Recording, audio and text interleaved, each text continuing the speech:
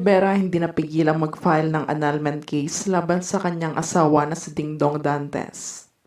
Ngayong araw nga matapang na naghain ng kanyang petition of marriage ang kapuso primetime queen na si Marian Rivera laban sa kanyang asawa para umano mapawalang bisa ang kanilang kasal dahil nga sa paglilihim at paglolokong ginawa ni Dingdong sa kanya. Tila matatandaan sa YouTube channel ni Christy Permin, inamin na nito ang lahat sa kanyang speculation at blind item.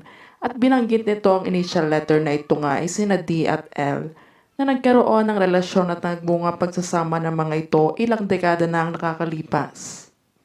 Pinatotohanan na umano nito ang batang nasa larawan na in-upload at dinilit agad ni Lindsay ay totoong anak nila ang Dingdong. Si Lindsay De Vera nga ay 24 years old na habang si Dingdong Dantes naman ay 43 years old na at 19 years nga ang gap nito kay Lindsay. Ngunit sa kabila